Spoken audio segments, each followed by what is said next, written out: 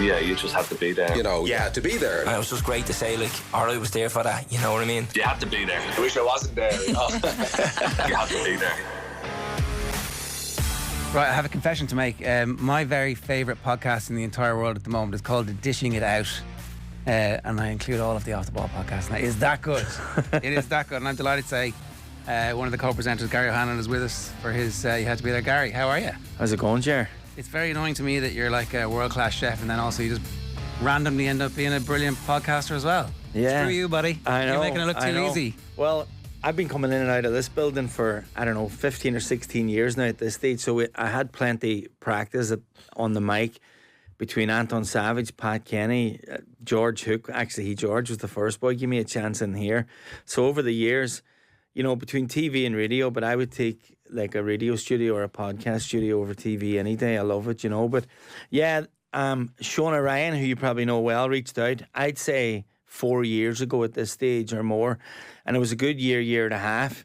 And we trialled one or two, but didn't work. But Gareth in the marker, Gareth Mullins, my able co-presenter, was the one that gelled with me, Were you pals beforehand, did you? Yeah, we've been good pals for a long time, yeah. And, rival executive chefs in five-star hotels too. So we kind of rib each other between the K Club and the marker and all of that. But it's all good stuff. And I think the beauty about Gareth and myself is, when it comes to food, or it's all subjective food, you know what I mean, but you could have a right good barney or argument or difference of opinion on a dish with Gareth, and then we'll roll out of here having the crack anyways, you know what I mean. It's just food and it's just an opinion, and that was always what I'd wanted to have in a co-presenter if we were to do it, you know what I mean. So we're back, like we've 4 seasons, and we topped off last season winning Podcast of the Year at the Irish Food Writers Award, which was brilliant. But then the timing was terrible for us because we were coming into the Christmas period. We had said we'd shelve it for a couple of months, and but we're back recording this week and next week. So hopefully now over the next 2 or 3 weeks it'll start coming back, and that'll be the start of season 5. And we have a few good guests lined up already, so yeah, it's great to have it back. It's been off air now too long, Yeah. Would chefs generally get into like barneys over dishes, and that respect each other? Maybe not barneys over dishes, but you might just have a lot of it's really down to the simple fact of like and dislike, you know what I mean? Like Gareth's really into caviar and stuff like that. I hate it, right. But at the same time, you have to cook an awful lot of stuff that you're not really mad about anyway. Like, I don't eat lobster. I'm not really mad about prawns, but I love working with it. You know what I mean? So, as far as barney's probably a broad term. I can't really think of anything that we would really differ too much on. You know what I mean? But at the same time, it's good to be able to, and quite often too, if you feel that a show is a wee bit flat, it's kind of like whenever I make the restaurant show, sometimes the producer come down and say, everything's just going far too easy here today, and they'll throw a spanner in the works, or they'll turn up the volume on the TV. There's like a 20-second delay where somebody's saying that the dish I just sent out is disgusting or shocking, or they'll loop it to make sure that you hear it just to start. You're 12 hours into a day and you still have another 5 to go, and it can set you off. But it's, when you're really passionate about something as well, or food, especially if it's your own stuff, you can be a wee bit more protective of it, you know what I mean? But when you're chatting in broader terms, it's all just matter of opinion, And what would your temperament be like running the kitchen in the K Club? Oh no, very calm. There's this myth that kitchens are. If you think back to the 80s, 90s London, kitchens would have been very hot and heavy back then. You know what I mean? But kitchens are a brilliant environment today. You know what I mean? It's everybody gets on great. I've got a massive crew. 3-4 head chefs over 3 or 4 different restaurants and banqueting. You need to have a very calm mind, to be able to float between them all, communicate right. But that way of being just doesn't get tolerated anywhere really anymore. You don't see it. It certainly existed way back, maybe in the early parts of my career, and Gareth has talked about it on the podcast too, where he's experienced in his kitchen. Funny enough, I haven't. You can be quite lucky. You know what I mean? I started my career in the Rosapenna in Donegal. My aunt was the head chef there. Now, she was strict, but not rowdy or not violent or any of the things that you might hear about. But and then I went on to Boston, and I was in Belfast. That was hot and heavy now during the Good Friday peace talks. I worked in East Belfast at Stormont, and that was was more the living arrangements, and just being Catholic in that neck of the woods was crazy back then, you know what I mean? But work was also a bit tetchy, but for different reasons. But no, the day to day now, like, kitchens are brilliant environments, and they're also, you know, newer kitchens, the heat isn't there, and all these things affect mood, you know what I mean? Like, you look at induction kitchens now, and all these new environments where, like, the radiators and everything and the motors are all on the roof. There's nearly silence in the kitchen. That's where all the heat actually comes from, is motors from fridges and, like, big gas stoves, where it's now all induction. They only start heating whenever something touches it, and it's instant. So it's still hot, and it's still heavy, and it's still busy, but it's a very, very different environment to what people sort of envisage, you know. I have to say, I didn't know that. I didn't know what had changed. It sounds a bit like what many football dressing rooms reportedly have changed from the shouting days of 30 years ago to it's a bit softer now. And I wonder how that happened in the world of kitchens, because I guess I consume so much of that world through media. It's like, the movie Boiling Point with Stephen Graham, or Ramsay's Kitchen Nightmares, where Gordon's coming in and effing out of it, the owners, about what you're doing wrong. Shows you how to cook it and said, best of luck, I'm off. Yeah. Well, I suppose the only chef that ever really got away with being rowdy was Ramsay, you know what I mean? And then he would have grown up in that environment, you know. And, you know, the early days of Harvey's, like Marco Pierre White, who I know well, working with him on the show, like when Marco was at the height of himself, like, there was nowhere like Harvey's, the youngest chef to get 3 stars, and it's a basement kitchen. Nearly all the kitchens in America and London, they're all basement kitchens. Like, they are dark and dingy and what have you. But that's all the likes of Ramsay and that would have known. And then, you know, to be fair, he's probably the only one that ever brought that onto the camera, and it was accepted. Like, because it certainly isn't, but from anybody else, it just isn't. Right. You know what I mean? But it never ever affected Ramsay's life. But then you ask anybody that ever worked for Ramsay, you look at Claire Smith, Paul Ainsworth, all of these, you know, Angela Hartnett, all these high-powered chefs. Now you've got Matt Abe. They've all gone on to greatness. They've all gone on, and he's backed them in a load of their restaurants. They love him. Right. I mean, all of those guys that work with him through thick and thin, and got Royal Hospital Road, his first restaurant, got him on to the next one and the next one. He has looked after them like a child. You know what I mean? Now, that doesn't make it right or wrong or whatever, but, like, everybody chooses a path. You know, it's interesting you chat about dressing rooms. I don't know, it's probably like maybe 9-10 years ago when you started hearing about, you know, the Crazy Gang dressing room and the hazing and bits. And it was like stuff about John Fashion and all of that. I remember at the time hearing it going, geez, like, I was grown up thinking he was really cool. But then you start hearing this, that and the other. At the time, I'd never heard of dressing rooms being like that, or tough places. But obviously, you know, through the years, you start hearing the stories, and obviously they were. I mean, I think there was a famous one that about skulls being put into a washing machine or something, like, which sounded crazy. And giant dryers. Dryer, and it went too far. Like, that's mad. Yeah. You know what I mean? And you know, there's the practical joke end, which is all great and a bit of crack. Gaza and, you know, wearing the Ginola wig and all the bits and bobs and throwing something smelly in somebody's car and what have you. But, like, the other stuff is just, you know, you think of, like, the Duffer and some of the younger boys, like, obviously now with Brexit, you have all the young fellas not going till they're 18 or whatever, but you going over at 14, 15, 16 and dealing with that. Jesus, it just shows you now how good they were and how tough they were to get through, you know, and have the careers they had, you know, if they were dealing with Definitely. that. You know? How insane is your life? So you're running the show in the K Club, and you're doing this hyper successful podcast, and you know your own family and friends and all that. So how do you deal with a typical week?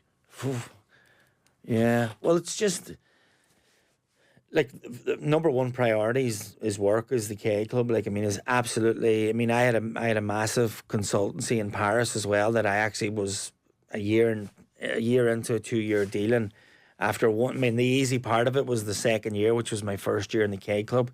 But after 2 weeks, I walked away from an awful lot of money, because I was like, look, I can't commit 100% here if I'm in Paris. It was only 1 day a month, but I actually couldn't commit to 1 day a month for all of last year, or up till December of last year.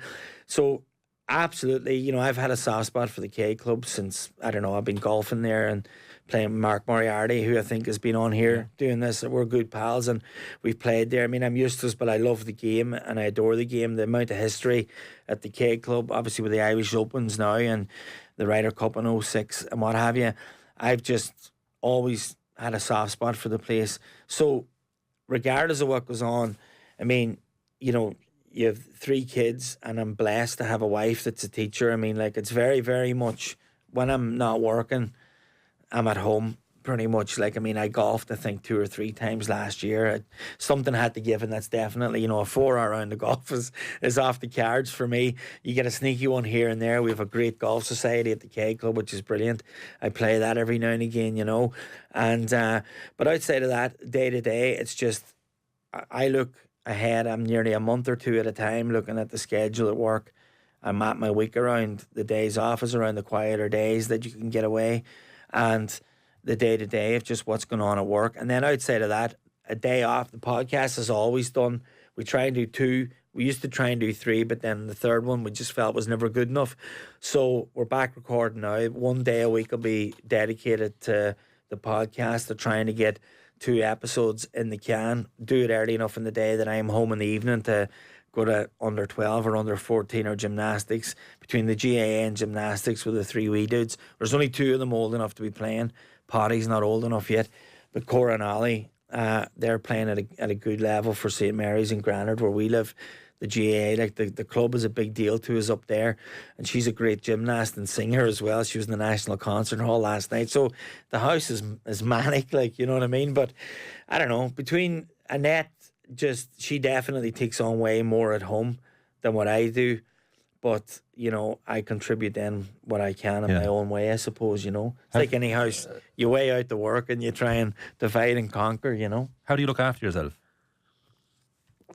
Oh, Jesus, I don't know. I don't know if I'm not going to say I don't, but I don't know if I do either, you know what I mean? Walking, I mean, just, it's always work. I can tell you now, when you go between all the different restaurants on the resort, I mean, I don't wear my iWatch because it annoys me. Like, I feel like it bounces off machines whenever I'm at work. Like, but I'd say I rack up between 15 and 20,000 steps a day anyway. So I have a very, very active day. You know what I mean? Like, I have an office, but I mean, I roll into it. Sometimes I don't even get into it. You know what I mean? But I'm not sitting on my bum at work, you know what I mean? Like, and you're moving and you're active. But and then look, this time of year, trying to get in a wee bit of golf or walking or whatever. But outside of that, not really. I mean, I still have a sweet tooth, but I definitely, you know, I used to have like maybe a beer every night or every other night. Absolutely. Last February, I was sick for a week or so. And I just completely stopped having a beer at home. And I mean, it was, when I say a beer, I literally would have had one. But I stopped that. And it's amazing how I used to look forward to a night out or a few pints here and there. I just couldn't be arsed anymore. You know what I mean? I'd rather be in bed before 10 o'clock. Like, that's an absolute victory for me if I can get to bed before 10 o'clock at night. It sounds really boring, but just life is all about the K Club being successful now. And the kids being healthy and that too. That's it, you know. I looked at the menu last night in the K Club, and I was thinking, is it a bit of a conundrum in that if the menu's going really well and you're selling a variety of dishes consistently, in the back of your mind it's like, well, I have to keep this fresh, so I have to change it again. And then also at the same time, if the menu isn't working, do you stick with it or do you have to change it as well? Well, simple answer there is you're always changing it no matter what. I mean, you're just how do you know when to change it? I mean, the seasons take care of it, I guess, for a lot of ingredients. Seasons take care of it, but also your gut feeling is really the big one. And then it all depends on, like, say the Palmer restaurant, for example. That's Palmer North. Very, very much a regular guest in there. So you got people going in there that could go in 2 or 3 times a week. So that would get more changes than normal. South End also has, on the South Course, has regulars and members going in, and lots of people in the locality, Maynooth, Clean, Straffan and all the areas around. That gets more, but then you're probably talking maybe not 2 or 3 times a week, maybe once a week. So it's getting a regular guest. plus residents that are coming, but you've got to think about not just the residents who might come and stay once a month or once a year or once every 2 years, whatever it be. So that's an ever-changing guest.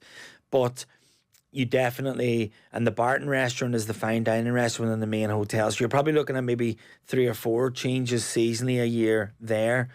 You're probably looking at maybe 2 more or 3 more changes, or maybe 4 or 5, but not as many changes, but more regular. Looking at 3 or 4 starters here, 3 or 4 main courses there, a quick change, keeping it fresh. But then you're also bringing in like little member menus, little snack things, little different sort of funky add-on stuff. In the fine dining one, like we've got this Gathered series coming up in the summer. It's Gathered, A Taste of Summer with Gary O'Hanlon, and then Lisa Doherty will pair wine with that.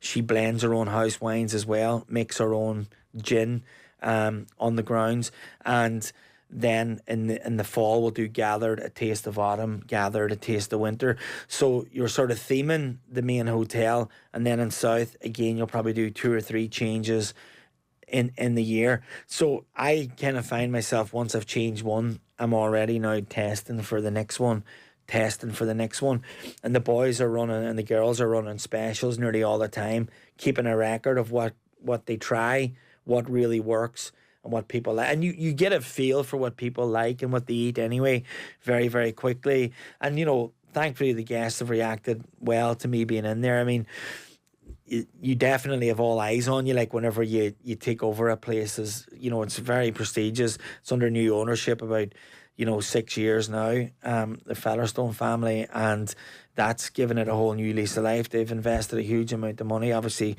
3 Irish Opens out of 6 years. We have it this year in September, and then obviously again we'll have it in 2027, celebrating the centenary year. So it's just constant change, you know what I mean? Like, so yeah, you just got to be like, it sounds like an awful lot of work, but in the words of Kino, and just it's your job, like just do your job, you know what I mean? Like you're changing the menu, but like I could sit down some days, right, and I could just write non-stop. I could have banger after banger. Like it would then there'd be another day I'd sit down and be like, God, there's just nothing in my mind, you know what I mean? Like writing a song. Yeah, but I often, like, if I'm sitting in the office and writing stuff, or I'm in a shop and I look at a jar, and I used to do this in America, like where I just write loads of words. The way I used to write an essay, like wordstorming or brainstorming, I don't know what the word was on it, but you just write down loads of words. I'll write down colours, textures, and ingredients.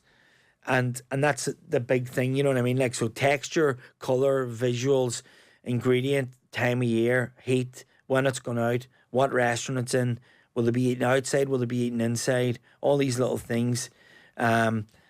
Is it light, you know what I mean? And Paul, my CEO, he's brilliant at that, like at knowing, even recently I had some of these brilliant dishes, like where then I'll sit down with a CEO and he'll eat it, and that's like, it's a small sort of circle then as far as what makes it to the menu, and it has to suit the room that it's going into. It has to suit the feel of the restaurant it's going into, and that's where then bringing in other opinions is brilliant there, because recently, and rightly so, like I had some brilliant dishes, but they were the right dishes, Wrong place.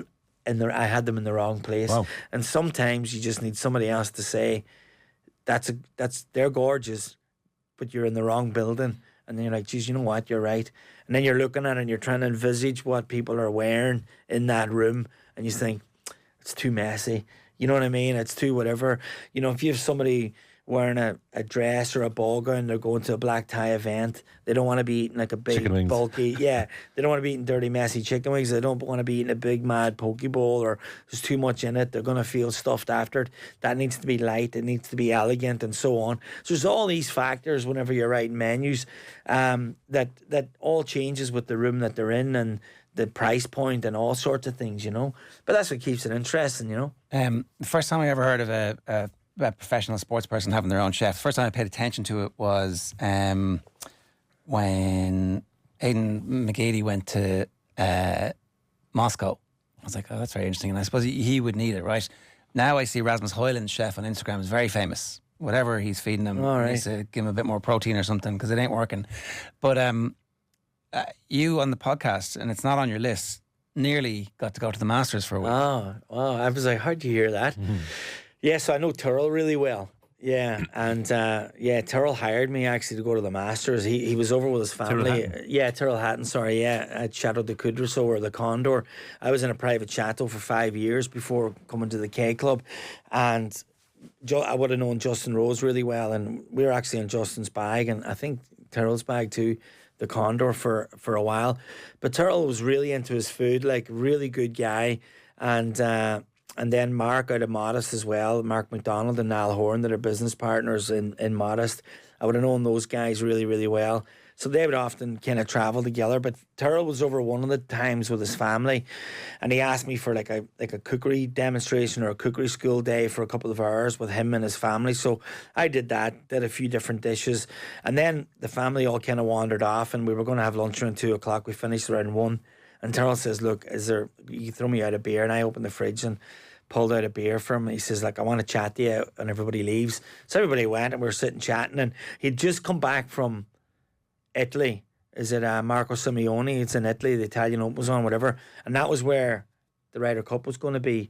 So it was the year before that, and he had just been in the media being scoffed at about Augusta, and we were joking about that, and he just says, like, "Listen, like, I wasn't giving out about the course." It goes, "I was more just saying, like, really, really good shots just get punished, and look, everybody picks it up." And he says, anyway, so speaking about Augusta, like, "I think I want to change it or whatever, and like, would you travel with me and go for the week and be a pair?" I was like, "Yeah, no bother." So we did the deal there and then, and you know, the rest of the year went on, and then it was coming in, and it was like coming into around February or whatever, and I thought, Jesus, I better drop Macca a message and see, like, is everything, and Danny Waldrop was his manager, and it was like, yeah, everything's great or whatever, and you know, we'll chat car rentals or whatever. There was a few events. There was an Adidas event on a Sunday night they wanted me to go to. I was initially going to cook at it, and then they scrapped that and says, "No, just come with us and party with us." Like, right, deadly.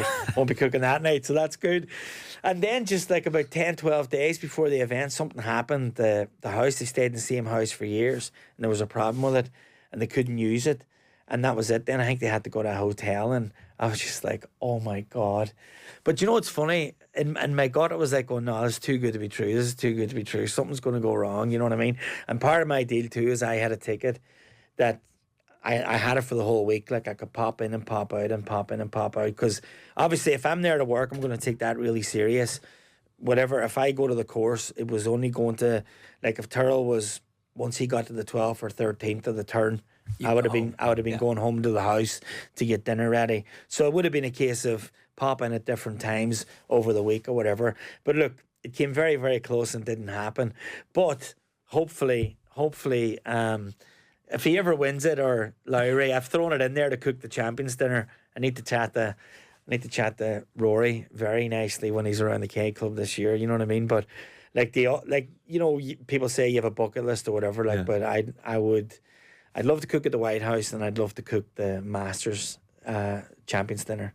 That would be amazing. I would love to have Irish ingredients showcased really well. Do you know them, Augusta? Well, the executive chef at Augusta connected with me on LinkedIn about 4 or 5 years ago, not long after he started. Not that we're in chitty chatting or whatever, but he did connect with me back in the day. And there's a lot of like chefs, like restaurants and stuff at the highest end in golf clubs in America. Like, there's some brilliant chefs cooking at some of these big golf courses, and loads of them kind of just, they see you work at the chateau in France, and they connect with you over the years. And now obviously the K Club is world famous, being a Ryder Cup venue and what have you.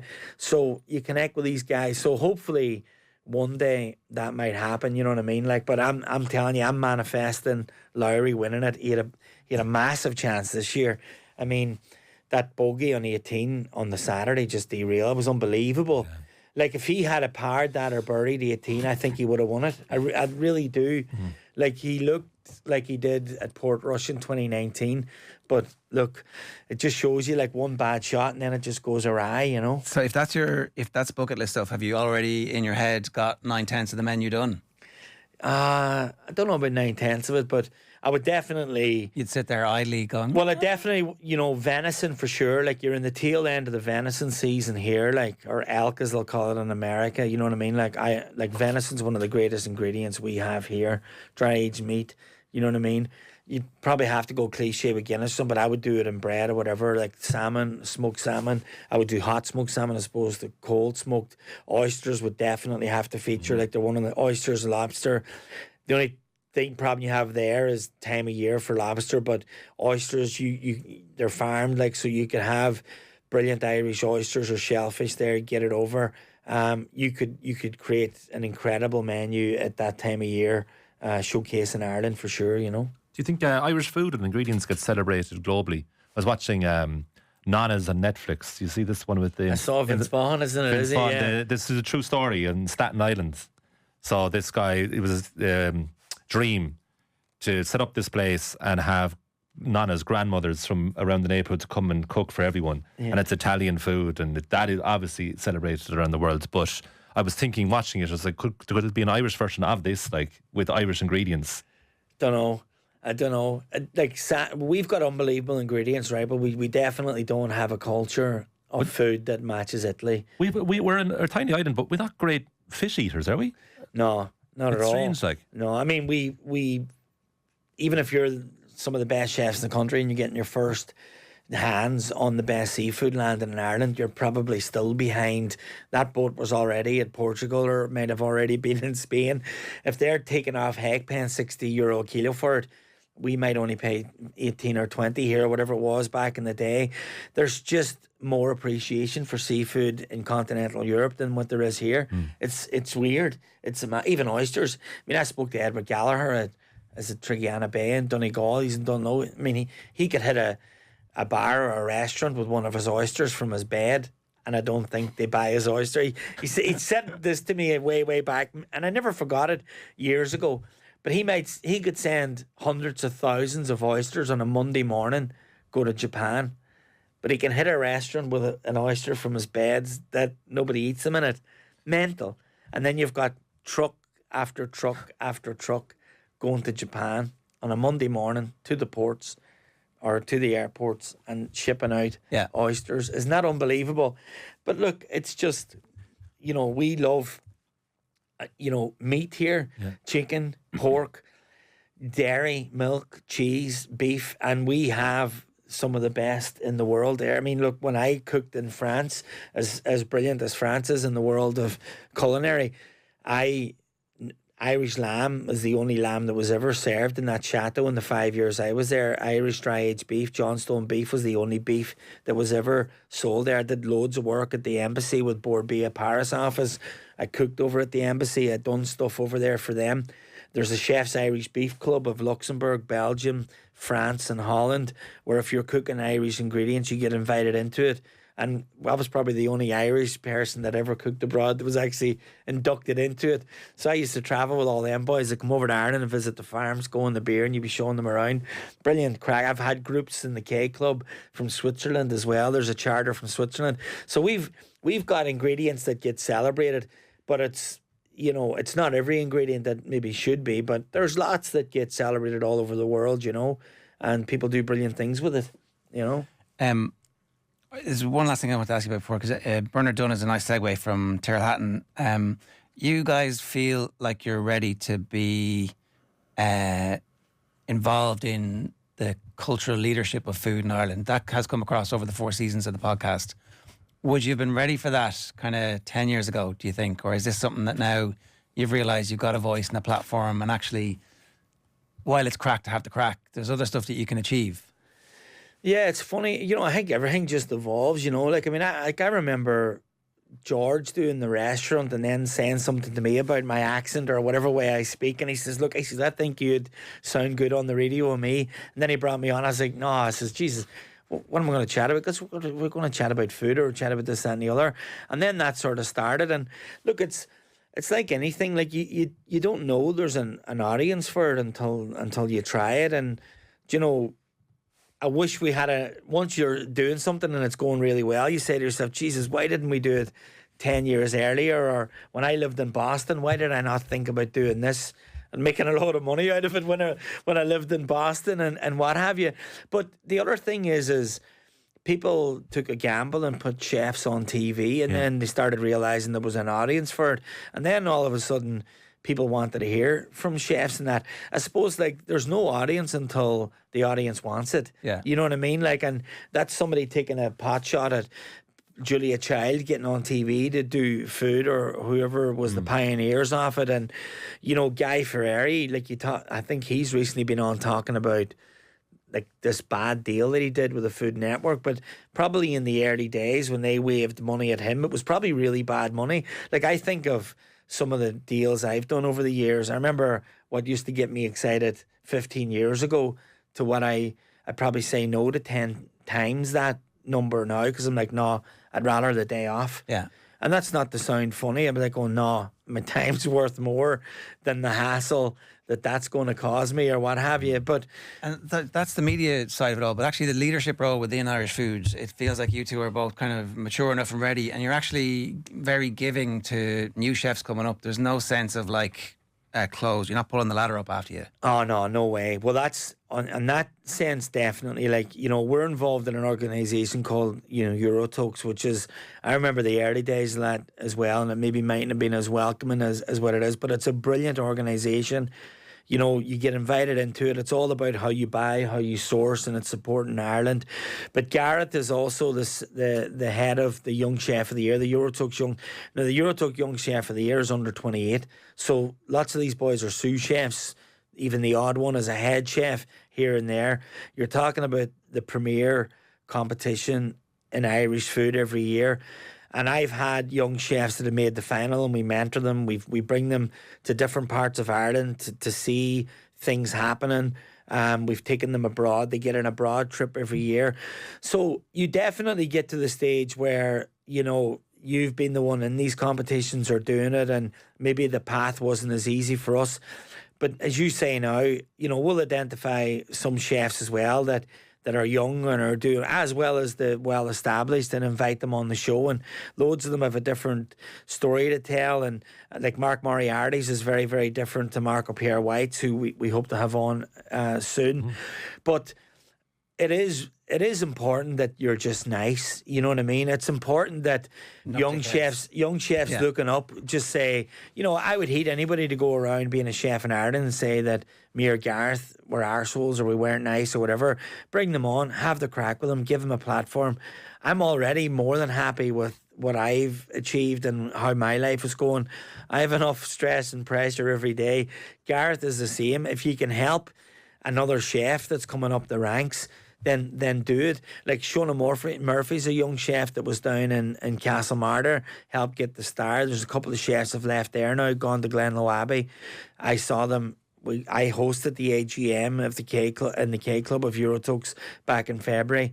Shona was there, last year's winner of the competition. They're a new team now, going in to try and win a star in the Pullman at Glenlow Abbey. And it's amazing to see the excitement in a couple of these younger chefs.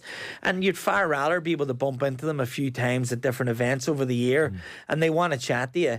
You don't want to be the guy that's over in the corner, Billy No Mates, going, do you know what, you weren't nice to me on the way up. Or because these are going to be superstars. There's loads of them. They're going to have bigger audiences and platforms than we ever had. And, you know, it's nice to be nice. Is cooking itself still what you love most? Or is it the leadership and leading a kind of community and the theory behind food and writing menus, as opposed to presumably how you got into it in the first place was the practicality of cooking? Yeah, no, you still love cooking. I mean, like when I do the food and wine nights in the K Club, and I'm in with Marek and the hotel team in the bar and restaurant, and you write that menu of about a month out. I've got one coming up in June. I have the menu written for a week or two. I'll probably tweak it a wee bit now. Then you're sourcing the stuff. Then you're teaching. Now, you don't need to teach Marek or some of the boys too much, but you want to have one or two things that you do need to teach. You want to stretch everybody, because when they're being stretched, they're learning, they love it. You know what I mean? They're the best days when you're cooking.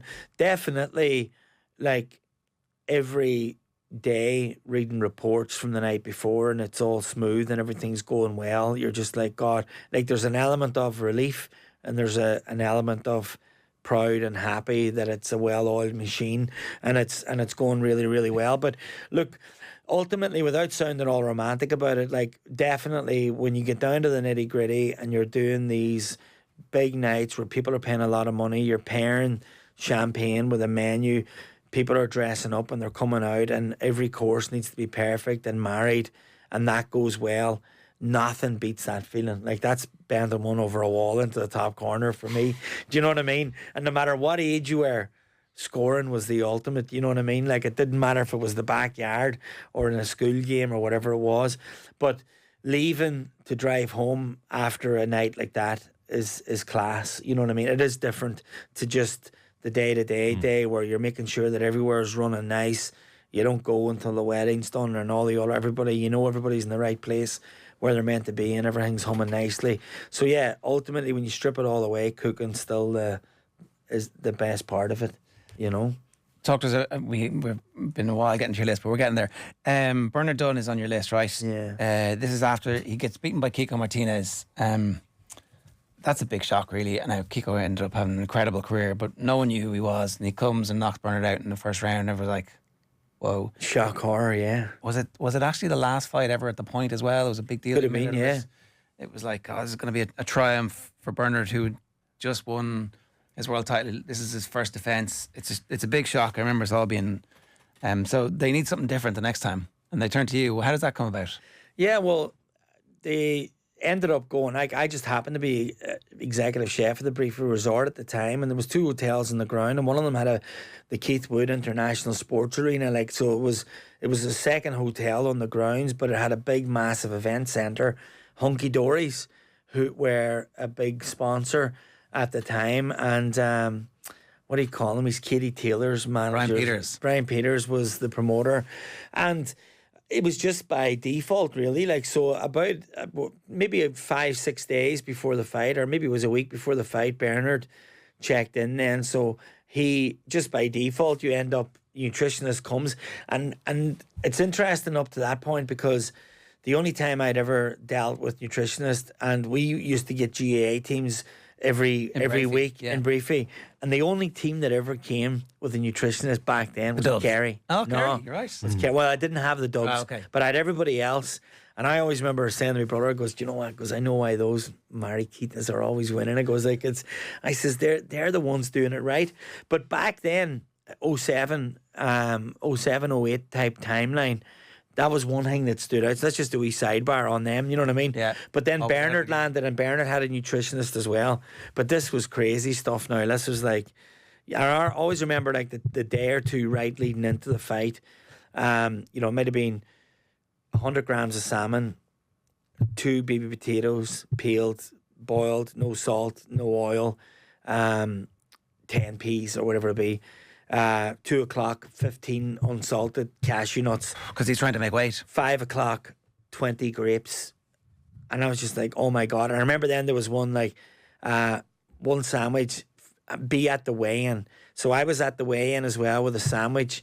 It was a breast of chicken, poached breast of chicken, 1 leaf of lettuce, 1 slice of tomato, and it was like a half a teaspoon of mayonnaise, and just have the sandwich made and just be standing there waiting. I mean, I always remember him coming off the scales, and he was just about walking now. I was like, wow, I'd never boxed. I'd always wanted to. Daddy wouldn't let me. I would have loved to have been a boxer. So I listened to the podcast. You box plenty, but yeah. and it would have been I was like, Jesus, like, is he okay? You know what I mean? I always remember just being like really taken by how gaunt and small Bernard was, and I was like, oh God, for a split second you think you could take him in a fight. This is what's going through my head, right? I'm like going, I wonder, could I take him? And he gets a sandwich or whatever, right? And then right before the fight as well was really cool. So the event center was obviously in the hotel, so one of the rooms became Bernard's changing room, and it almost became like a shop. So you had all the fizzy drinks, every donut you could think of, every packet of crisps you could think on, every bar of chocolate, bar 20, buy 20, just fill the room with sugar, everything and anything or whatever. So obviously, I don't know if that was for the entourage or for him when he came out to stuff his face. I have no idea. I just got a list, and I was like going, man, that's the maddest thing, where it's all this discipline, and then maybe he needs to stuff his face a wee bit. But I remember being right there at the door of the change room when he walked out, and I was like, oh my God, what must be going through his mind right now? And what a brilliant guy. And years later, I don't know if it was it Alliance Insurance or something, but they had hired 2 people to do this event. Bernard to do a motivational talk and me to make these healthy smoothies and different plates of pokies or whatever it was. So the 2 of us found ourselves hired to do this one event, and we're backstage or whatever before this thing started. And I reminded him about the fight, and then he ended up using a lot of what I taught. I mean, he'd forgotten, like he wouldn't have known me from Adam. But when we went through the whole thing, I could see him lighting up like that. I had this vivid memory, and he's like going, Jesus, like I'm affecting you. And I was like going, just the fact that you're a sports person. I think when you're into sports, even when I do the restaurant, like I've had a lasting relationship with a few different people, but it's all the ones from a sporting background. Like Ken Doherty and me have become really pally and so on over the years. And I just have this unwavering respect for all of them that have done it at the highest level. I think it's incredible to have that kind of resilience, you know. And we had this chat, just the 2 of us back stage before going in and doing this event a few years ago, and he was loving it, you know what I mean. And then he started chatting about it a wee bit. It obviously changed his trajectory of how he was going to talk to the group, but he used it in a way. But and the fight then as well, like to be just there in ringside. But another cool sidebar about that fight was Jimmy McGee stayed in the hotel for a few nights, right? And there was a guy that worked there. He was a manager called Gay Nevin. And I sat for breakfast with Jimmy McGee and Gay. Like the boys were having breakfast together, and I brought it over and I sat chatting to the boys. I sat down and Jimmy shook my hand and he's talking. I'm like going, Jesus, this is so cool. Like, you know what I mean? And he started talking to Gay Nevin about a game that he played in the 70s or something, right? Whether he was a minor or under 21 or whatever. And obviously the famous crack about his memory and whatnot. And I'm like going, now, Gay said to me afterwards, and I would know nothing about, like, did he play for Mayo or what? Like, he was a Mayo man. I think he was a briefy guy. But I'm like going, like, was that even, was it a county game? Was it a championship match or what? And I don't think it was. Like, it was just a random club game.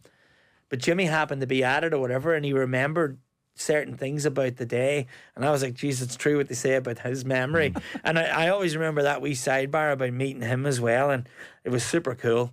Really, that was one of my better weeks as a chef for sure. You mentioned your bucket list is cooking in the White House, cooking for the Masters, and I wonder, is there a third there when maybe the kids are growing up and they've moved out and they have their own lives? Would you ever follow your favourite sports person or sports team around for a year and be their personal chef? I don't know. Do you know, I deal with a lot of teams. I mean, there's, you know, I don't really talk about who comes and goes from the K Club, but, you know, there's been a lot and at the highest level. That's not as glamorous as it sounds. You know what I mean? Like they eat quite simply. It's batch cooking, is it? Yeah, I mean, it's all amazing and it's all incredible stuff. Like, but they eat what they're told to eat. To the second minute, even, you know what I mean. So, like I look after a lot of really well known teams on a regular basis here in Ireland, and you know, following. Look, it'd be cool if you had, I suppose, if you were traveling. I think if you were with a team and you were going to every game they were playing, and you didn't have kids and you were able to kind of roam free. Yeah, and you probably maybe mentioned that. That definitely, like, if I was in a position where I could, you know, I didn't have the commitments that I have at home, and I could, and say it was United and they were playing Champions League and they were traveling Europe and you went with them, that might be cool for a period of time.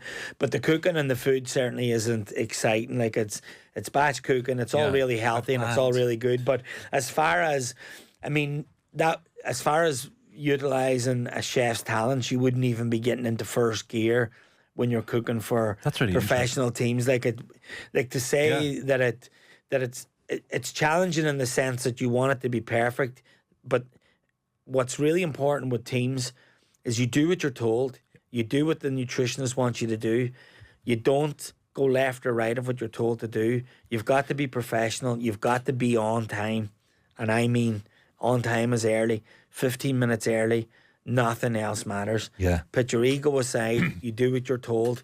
Give the team is the only thing that matters, and that's how you look after it. You know, yeah, like it's probably about avoidance as well at that level, avoiding making mistakes. Because like you remember Spurs the last day, Oh, yeah. 2005-6? They all shut up the park, food poisoned, and it was like that's the pressure. But I guess it's like you have a ridiculously pressurized job in many ways, because some people will say, "Oh, it's only a bit of food or whatever." Like that's always the comment, but like the food means so much to people. Yeah, oh, yeah. And it can be like someone's really special occasion, and they could have saved up for ages to be there, and you want it to be perfect for every single table for a variety of reasons. So it's huge pressure what you do. Yeah, anybody that's ever said that has never cooked for anybody that's spending hard earned money. I mean, like you've got like chefs that care, and good chefs, right? Like when I tell you, you cannot, you'll never put yourself in the position of feeling bad worse than what they do when something goes wrong. It is the single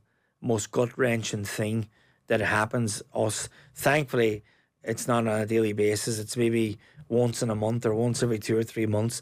But the only thing you hinge every day on is when I'm reading reports of the night before and the day before, and you're like, it all went off without a hitch. All went off without a hitch. And thankfully, when you're in a 5-star environment, we're surrounded by excellence front of house, but mistakes happen when you're talking volume, all the variables, so many things can change.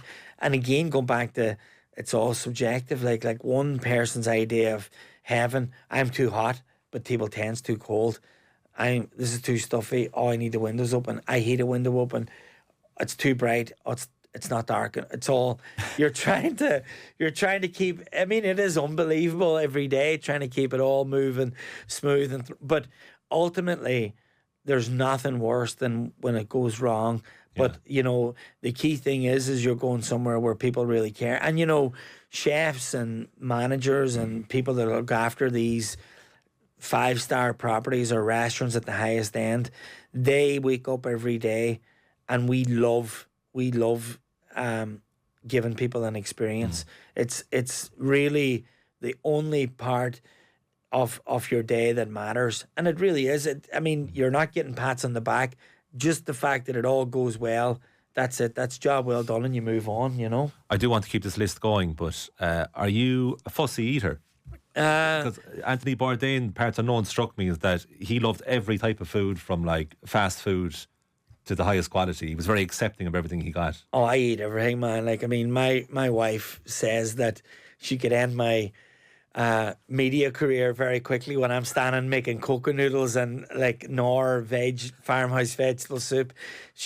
I'm like going, I love it, and I make it all the time as a day off. And she's like, she'll come in, right, and she'll see a pot in the corner. I might have a day off, might be mucking around the house, throw a wheelbarrow at the gate, make it look like I did a bit or whatever.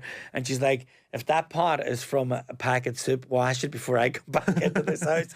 You know what I mean? So when I say I'm not fussy, man, the only time I get fussy is whenever a white jacket goes on me. Everything changes when I'm working. The levels of standard. I mean, I have no respect for what I eat myself. I will eat anything on the go.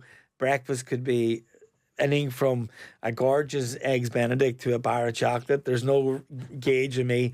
But when it comes to work and it comes to the white coat being on, then it's all about other people and excellence, But I definitely don't look after my own diet as well as I look after others, The white coat comes on and you're into character. Yeah, big time, yeah. It's all business then, yeah.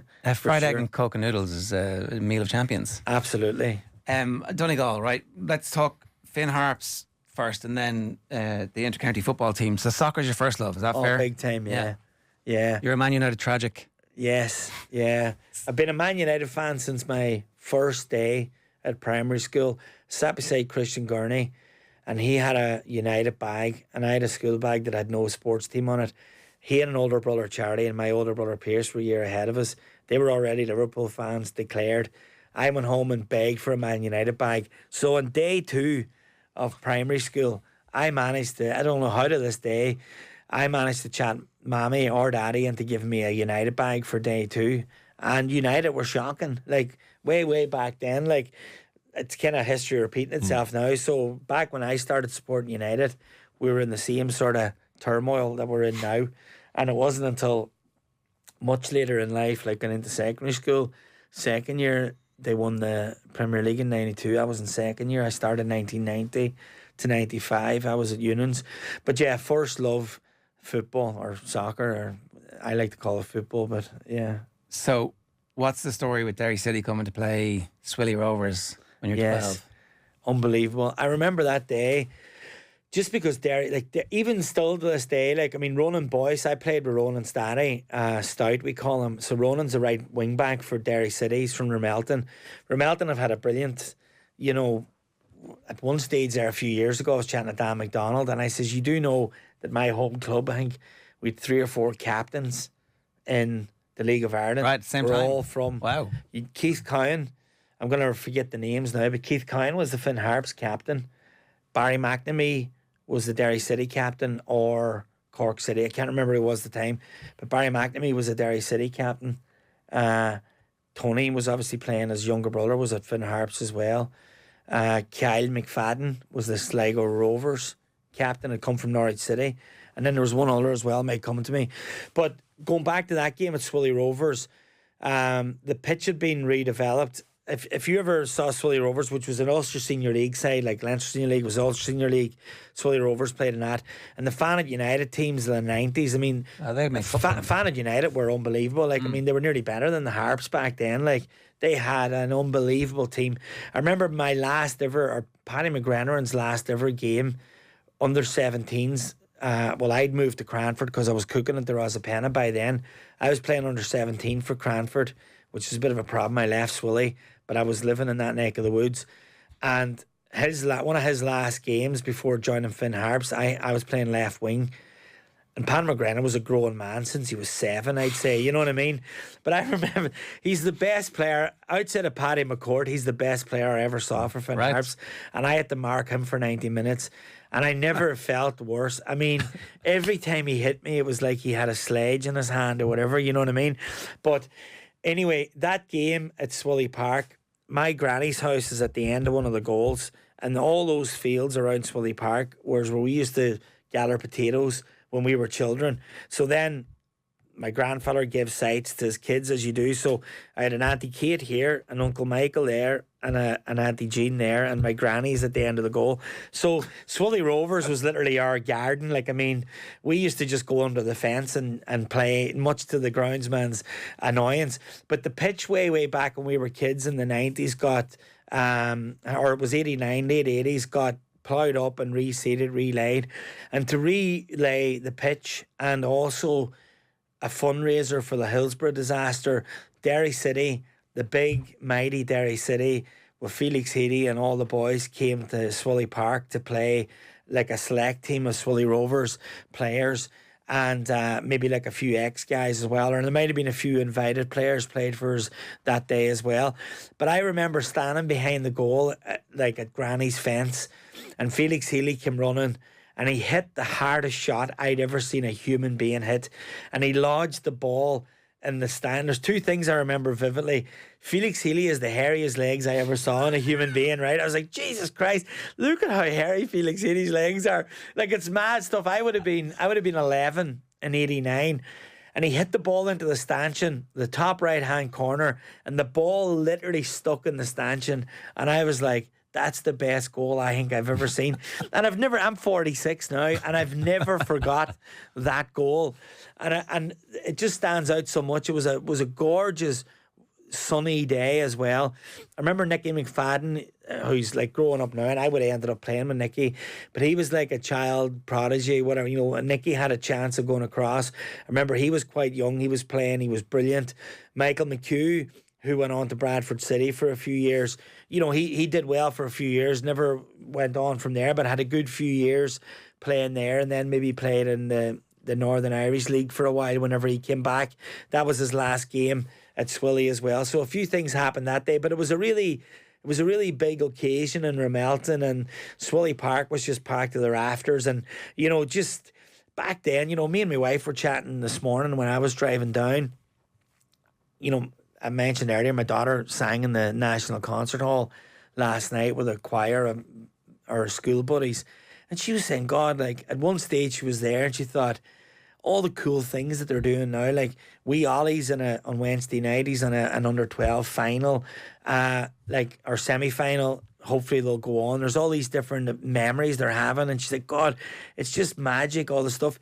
I feel like, you know, we had brilliant memories of growing up, but there didn't seem to be as many big occasions or whatever it was. But Derry City coming anyway to Swilly Park, I remember it just being like, I remember looking forward to it for so long. And the first time I ever got to see United as well was in the Brandywell. I saw Spurs play in the Brandywell, and the very next night I had an uncle, well actually an uncle of Daddy's, but I always thought he was an uncle, or Sammy.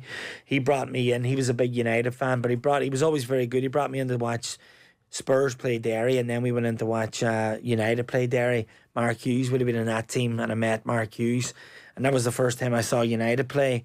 First time I saw them play at Old Trafford was 99, but in real life was at the Brandywell actually, you know. Well, you mentioned that 99 one because that's also on your list. Yeah. So is that a pilgrimage for you in 99 at that stage? It was. I was turning 21 June of 99, June of 99, and it was earlier on in that year. I was moving to America in September of 99. So you knew you were going? I knew I was going, yeah. And we had a gang of buddies. Like I'd moved to Galway around 97, and I'd never played in the Connacht leagues down there, and I was a decent enough footballer.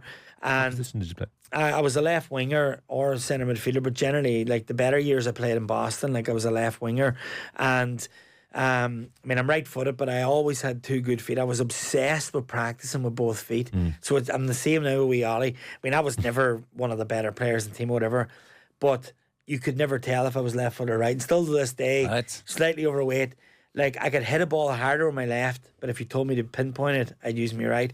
But I was obsessed with getting better with my left foot. I'd spend 5 hours flicking the ball off the gable of the house and use my left foot to volley it off gates growing up, to the point where I broke the gates at home.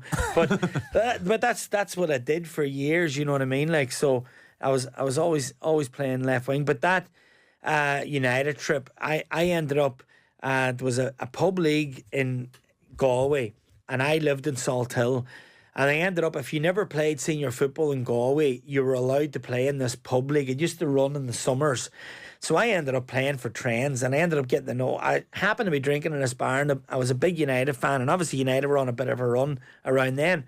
And Stevie and these boys have now become lifelong friends. Like I've known them since the late 90s, and I play in them. We have this memorial golf. We've raised hundreds of thousands every year playing this golf tournament every November down there. So for years, this is the beginning of the relationship, but it still goes to this day. And they said to me one night, "Can you play football?" I was like, "Yeah, actually I can." And they goes, "Well, we have a pub league, come down and play." But I went down and the standard was poor, so I kind of stood out a wee bit. And I ended up having a couple of worldy games with them, you know what I mean? And, you know, these boys were old, a lot of them were older than me, and I was still quite young at that stage. And then, you know, it's like anything, the relationship flourishes with all the boys. You get on really, really well, and the crack was good. They were organising a trip. 19 of them were going on a bus and a boat over to United, and it happened to be the first home game of the treble winning season. And United beat Leeds 2-0. We partied in Manchester that weekend, and just like I have these. I remember a guy tried to mug us as well, and a big guy with us called Tony Haddock, and this guy stood in front of us, a boy with a knife, and I went, "Holy shit, what's going to happen here?" And Tony just said, "I will batter you where you're standing." He goes, "Get out of my side." He didn't get afraid. I was like, Jesus, happy days. Tony's here with me, you know what I mean? Your boy just turned on his heel, disappeared. We were going nowhere. But at all these memories of that weekend, it was just good friends, good crack, sun splitting the stones. It was an early enough kick-off as well, that game. Obviously, the Leeds game is like the Liverpool game. They used to have them early for crowd trouble. And just magic memories. And when we were coming home then from that trip, it must have been an All-Ireland semi on or an All-Ireland final on, because we were hours getting back over to Galway, and then we ended up going out in the Tare and CPs in Galway that Sunday night then as well. But yeah, first time in Old Trafford, and it was just... And even to this day, like I try and go once or twice a year now. Wee Ollie, who's 8, is a United fanatic as well. And I've been really lucky. As bad as United have been, every time I've been there with him, we've had a come from behind victory. All right. Every game Wow. we've been at. Now, we did go to United Arsenal at the Emirates and we got beat. But every game at Old Trafford, we've been losing by 1 or 2, and they've come back and won. So he's like a lucky charm in that sense, you know what I mean? So I try and go every year, once or twice. That was a good lead side, that 98, 99. That was under Dave O'Leary. That was when they just before. Like Harry Kuehl would have been in that team. Mark and Duke and all that. Yeah, it was a really good side. Ian Hart, Gary That's Kelly, right. of course. Like, it's funny talking to United fans every time they talk about the first time they went to Old Trafford, because now, like, people talk about the stadium, it's a bit of a rabble at times. If you look up, the roof's nearly fallen down. It's from like the middle of the last century. Yeah. But we thought it was about the first time you saw the pitch at Old Trafford. Oh. It is something about it, isn't it? It's unbelievable. Even to this day, you know, no matter where I'm sitting, so I have a couple of seats, like I have the Longford Supporters Club, and I know what their seats are. I have a few buddies of Stratford End seats. So now I know where I'm going to be. But anytime I walk in, I'll always try and roll in that I'll walk down to like where I know I'm going to be near enough the halfway line, and I'll walk out at the top of the first tier. So you're close enough, but you're looking down. Yeah. And Jesus, every time, especially if it's a nighttime game and I walk out and the hair just stands at the back of your neck. I mean, I just love it. But you know what? I'll tell you the same now. Like, I go to Tolka Park a good bit, right? Because Darren Cleary, who you know here, and Darren looks after us in the podcast. He's obviously a Shells fanatic. If I finish work in the K Club late, and I just, like, I hate the fact that I'm missing the Harps games now. But I mean, I will watch anybody play football. So I'll often get, Darren is good enough, he'll throw me on a list and I'll get on the media list and I might get the second half of Shells. But even when I walk into Tolka Park and I go down the tunnel, I walk back up, you're on the halfway line behind the dugout, and I get to see him, maybe not the same wow factor, but you're like, Jesus, this is brilliant. Like Friday night there, I walked in 15 minutes before kickoff. The place was hopping. Yeah. Like, when you really love football, and I'm not a Shells fan, but I have a soft spot for them because of the history. They're a great, you know, I've been going to watch them a good bit. I used to go to Bowes. There was an old groundsman in Bowes. When I was a commis chef in Ireland, I couldn't afford to go. And I lived right directly across from Dalymount. And there was an old groundsman there. I used to give him chocolate truffles. And he would let me in for nothing. But I actually only had enough money to pay rent and get to and from work. There was no more. I was in Le Cave wine bar working with a chef that had come from the Gavroche. And if I was off, your man was Derek Swan played in midfield. I always remember Swan played in midfield for Bowes back then. I thought he was a class baller. But I used to just love going into Dalymount. And anytime that man, I never ever got his name, I'd throw him a few chocolate truffles. He let me in for nothing. And again, like Dalymount as well, special ground, Finn Park on a used to be a Saturday night. It's a Friday night now. I don't care what anybody says. There's nowhere better to be than Finn Park on a Friday night. They're doing it up. We had their chairman in at the start of the season. Ian has been That's right. unbelievable. Even the structure of getting the younger players in 2 or 3 year contracts. Like, since I started in the K Club over a year ago, I haven't been to as many games. Like, I was lucky in France where the first half of the season I was getting nearly every game. I'll get a few of the away games now, maybe more than Finn Park. But he's getting these boys. Kevin McHugh has been in the academy over for years. He's now taken over. And Right. that progression is great. But they're on 2 and 3 year contracts. But there's a young boy there, McAteer, McLaughlin as well. And there's a wee boy, McGuinness. But I got up about 2 or 3 weeks ago, and there's 2 or 3 young fellas there. When they get a wee bit stronger, they are going all the way. It's the first time in a long time I've seen a couple of younger players at Harps that have a big chance. And actually, speaking about boys that have a chance, I saw Mason Melia for the first time in The other Friday night night. when he scored, yeah. Nice finish. Jesus. Yeah. Class finish. Yeah. But no, Sean Gannon came on in the second half and he terrorised them.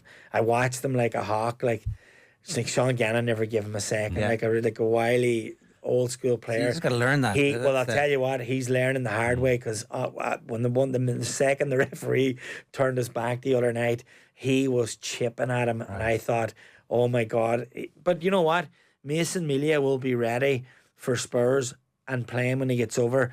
He's as strong as an ox. He's quick on the ball. And his goal was just a split second of absolute brilliance. And the league really needs just one of them to make it early. And I don't even mean at Spurs. If one of them makes it at the championship and does well, then suddenly everybody's value goes up. Yeah, and hopefully so, you know, like hopefully it works out for him. It'll be brilliant, you know. 2012 Donegal against Mayo. Everybody thinks this is you know, a seminal moment in every Donegal person's life.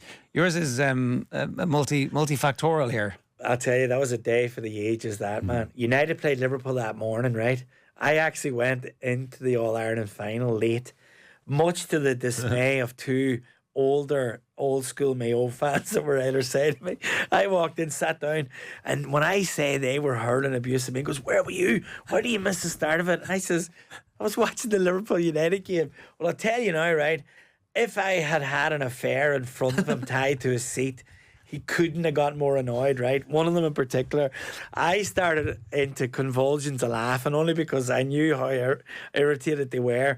Van Persie scored the winner late against Liverpool. We had a few bob at him. The crack was good. Was that Anfield as well? Probably, you know what it was? I Because have it United here. were wearing white, I have weren't it they? here, United were wearing white, I think. Oh, that was the game when John Joe Shelby got sent off and gave it to Fergie as he did walked he? off. Yeah. Yeah, that's right. I remember that, but I didn't know it was the same game. And then I'm no sooner in the door and Donegal score. I'm trying to check who scored because we'd done a couple of wee bets before, whatever, like a goal scorers, and as you do, clicked. Did one in play, clicked. So Colin McFadden, Michael Murphy, the two goals that really won it for us. But I had a buddy, Carol Devlin, ran another restaurant in Longford, and we used to go in, and Carol was obsessed with Brant Snedeker, right? And Carol used to always throw a few bob on him, and he says he's the best player in the win going. And I'd be like going, Carol, he's not that good, like whatever. But anyway, a week or so before that, or a couple of weeks before it, I think it might have been, it has a different date now. I think it was a major, would have been the USPGA in September. Yeah, but it's changed now, but it was in September back then. Anyway, lo and behold, we throw a lot of money on this as a joke because we pulled him, we backed him all the time. Snedeker's doing well, but I'm not really paying any heed to that over the weekend. Thursday, Friday, Saturday, I was at work in Viewmount House at the time, crazy busy. I get the Sunday off to go to the All-Ireland final, and luckily I had a few friends in Longford GAA that looked after me. I was good to Longford, so they were good to me, and I went to the All-Ireland final, and in I go. The day has started with United winning. We're off to a great start. Donegal are on fire. Now, Mayo, I think if that game had went any longer, we would have lost it. But anyway, skin of the teeth, we win it.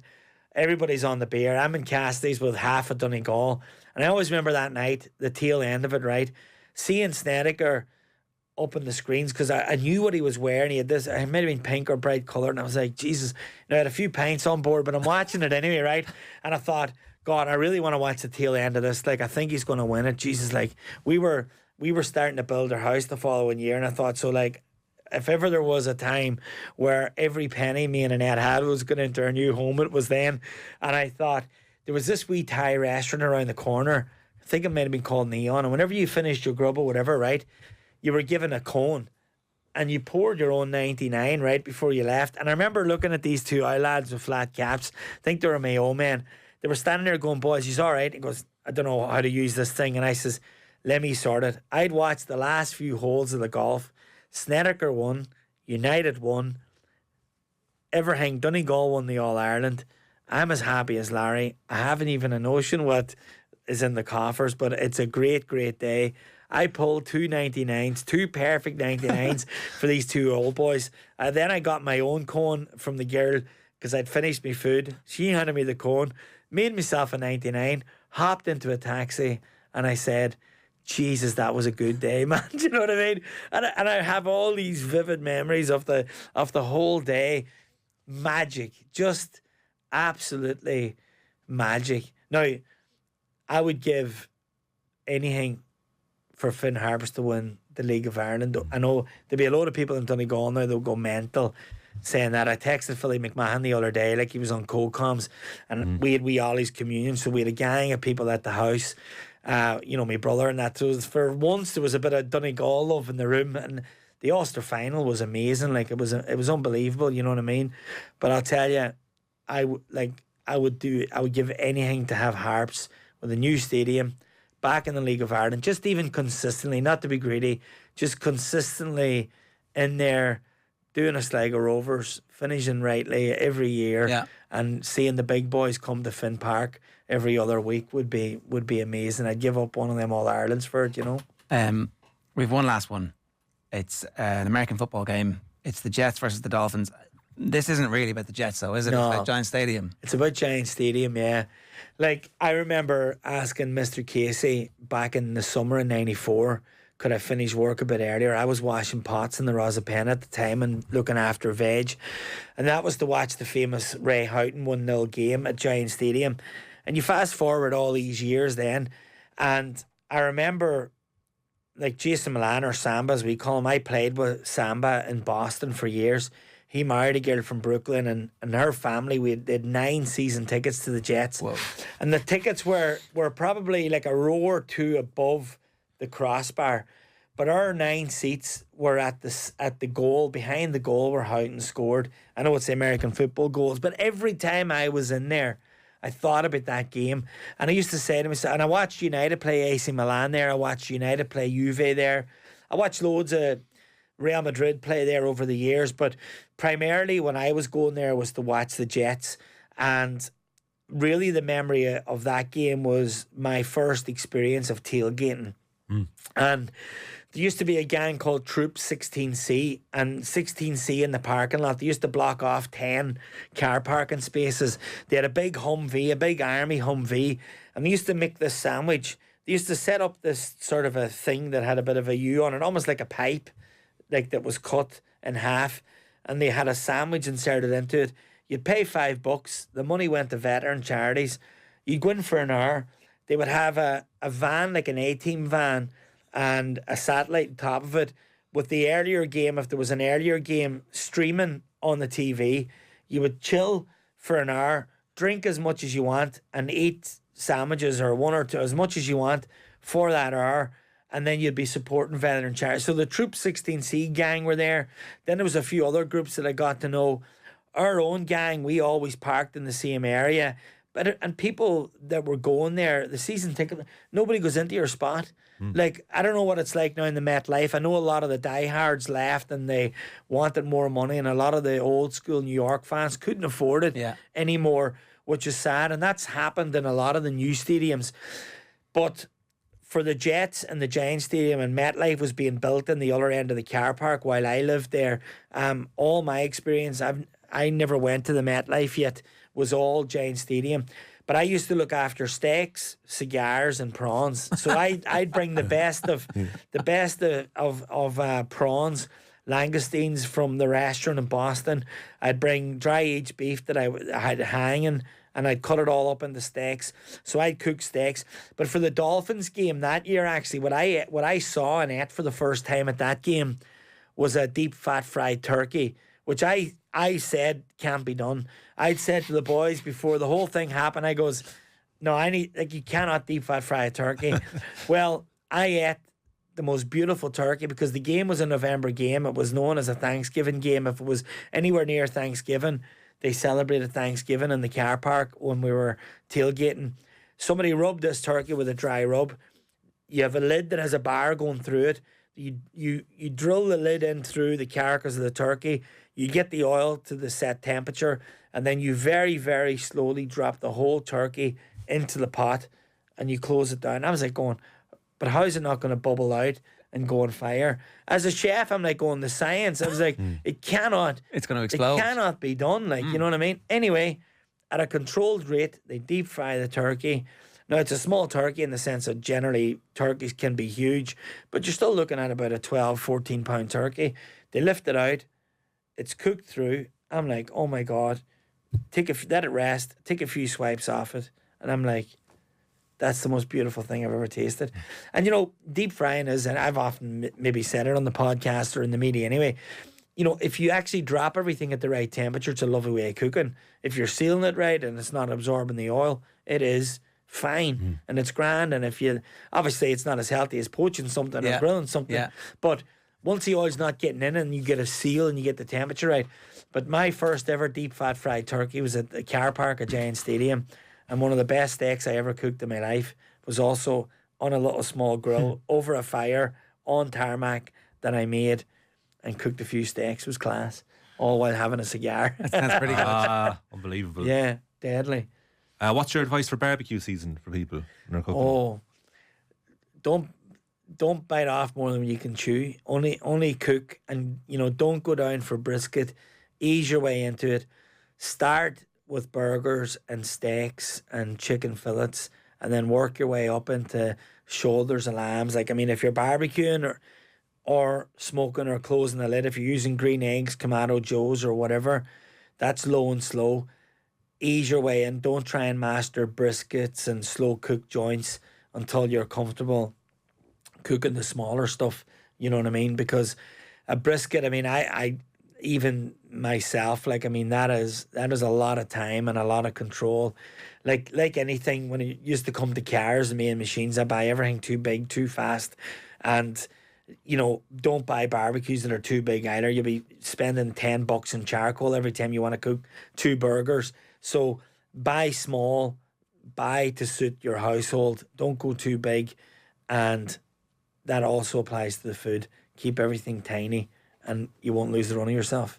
Not to put you on the spot, but do you know when the first episode of the 5th season of Dishing It Out is actually going to be available for us all to listen to? It's going to be available soon. We're going to record very soon. Probably first week in June. Right. We'll be back. Gary, that was brilliant. You had to be there. Thanks so much for sharing it with us. Thanks, lads. You have to be there.